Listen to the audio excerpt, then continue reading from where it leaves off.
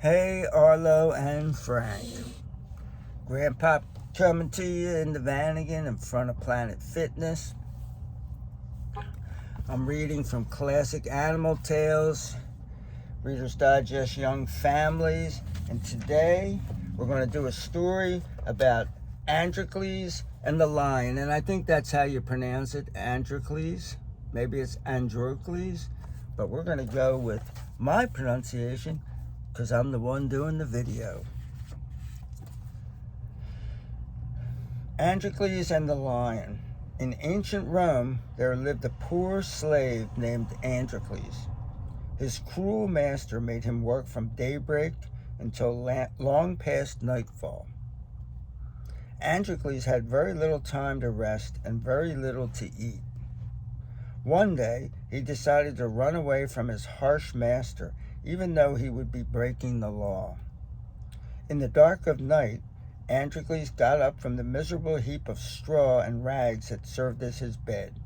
And we saw him in that picture that I just showed you. He's bucking. He's running away from his master.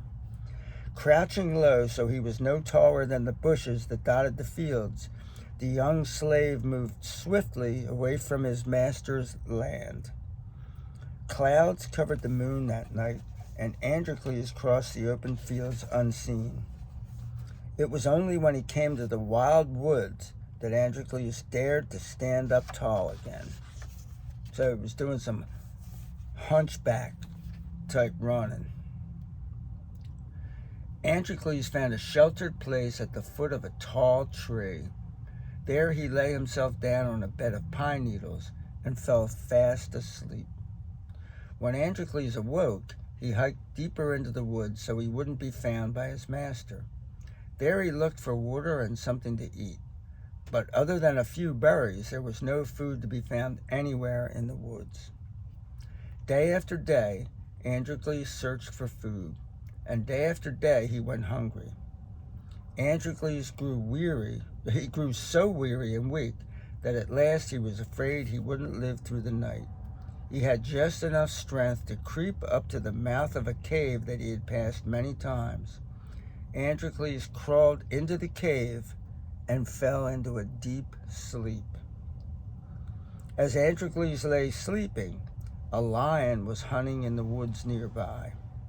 The lion liked to sleep in the daytime and hunt for his food at night. The lion caught a small animal for his supper. He ate his meal beside a stream in the woods. Then he set off for his cave as the morning began to fill the sky with light. Oh no, I have a feeling that lion's cave is where Androcles is hiding.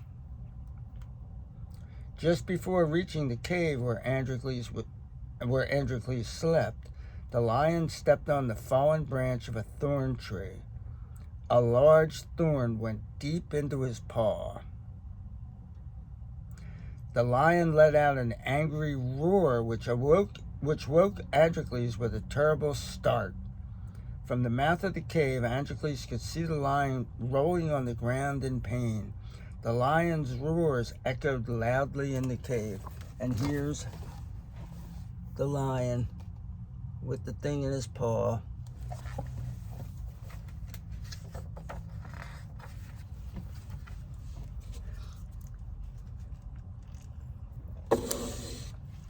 It's like the dog that goes into the saloon in the Old West, and he says, "I'm looking for the man who shot my paw." Sorry. Androcles was terrified that the lion would attack him, but the lion held out his hurt paw to Androcles. Don't try that at home. Even from a distance, Androcles could see the large thorn in the lion's paw. Androcles found some courage and came closer. He slowly sat down on the ground near the beast. To Androcles' astonishment, the huge lion flopped his great paw into the young man's lap. Seriously, don't try this at home. A lion will eat you. Androcles spoke soothing words to the lion as he carefully pulled the thorn from the lion's paw. "Don't worry, handsome lion. We'll have this thorn out in no time," he said softly. The lion seemed to understand that Androcles was trying to help him. When the thorn was gone, the lion rubbed his head against Androcles' shoulder and purred a rumbling purr. So they're trying to say he's like a cat. And there he is. And they are cats. They're big, man-eating cats. Androcles was no longer afraid of the lion. The lion was grateful to Androcles and didn't even mind that Androcles had moved into his cave. The lion slept most of the day, and at night he hunted for food while Androcles slept. In the morning, the lion would bring fresh meat to Androcles, who would build a little fire to cook his meal. Every morning after Androcles ate, he and the lion played for a while in the woods nearby. I think the lion's just fattening him up. The lion showed Androcles how much he liked him by rubbing his head against the young man and licking his hands and feet. Androcles scratched the mighty lion behind the ears and petted his sleek and soft fur. So they're trying to say that he's like a big kitten, but he's not. One morning, as Androcles was cooking what the lion had brought him, 4 soldiers suddenly appeared and surprised him. "We saw the smoke from your fire," they said. "We have come to arrest you from running away from your master." Androcles tried to run from the soldiers, but they were too fast for him. 2 soldiers sprinted after Androcles. When they caught him, they tied his hands behind his back. The lion awoke with a start. Before he could get to his feet, the other 2 soldiers threw a strong rope net over him. They attached 2 ends of the net to a stout pole and carried the angry lion out of the woods. And here's a picture of them with the lion and with Androcles.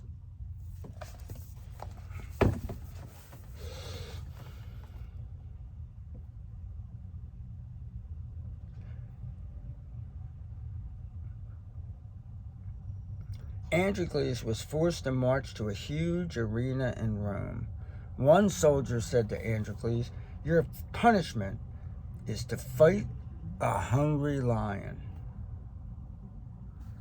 It was a custom in Rome at that time to entertain the people with battles fought on the sandy floor of the arena, which was circled by rows and rows of seats. And grandmother and I have been to that place. It's called the Colosseum, where they used to have these gladiator fights and people fighting lions. It wasn't much of a fight. Suddenly, Androcles heard a trumpet blast. Then the bars to Androcles' prison were opened. A soldier pushed Androcles onto the field. Androcles found himself alone in the middle of a huge arena. Hundreds of people were watching him, waiting for the battle to begin. When a lion's roar sounded, the people grew excited, and a great cheer exploded throughout the arena, because people like to see other people get eaten by lions. It's just the way it is. It's Schadenfreude. It's Schadenfreude to the nth degree. If you want to know what Schadenfreude is, watch my video series, 5-part series on using, I think it's called Building and Using a Fascinating Vocabulary. It's on the last video, video 5, which is funny and foreign words.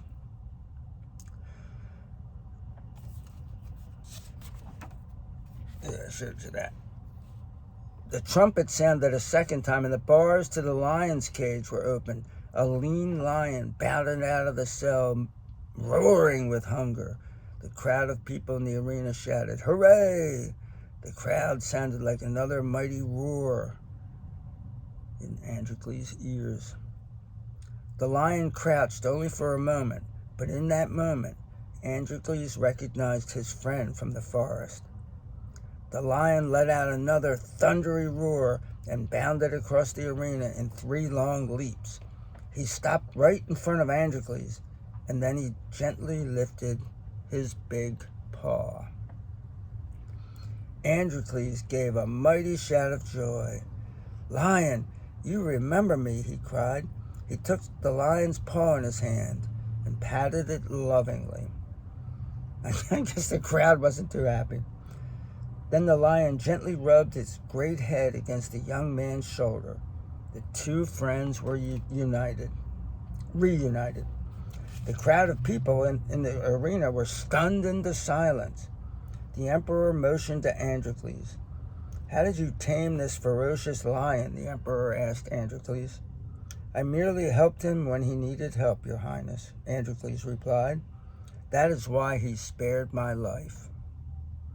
The emperor freed Androcles and the lion. The lion returned to the wild woods, and Androcles became a free man in Rome. Androcles often went for a walk in the woods to visit his good friend who never forgot him.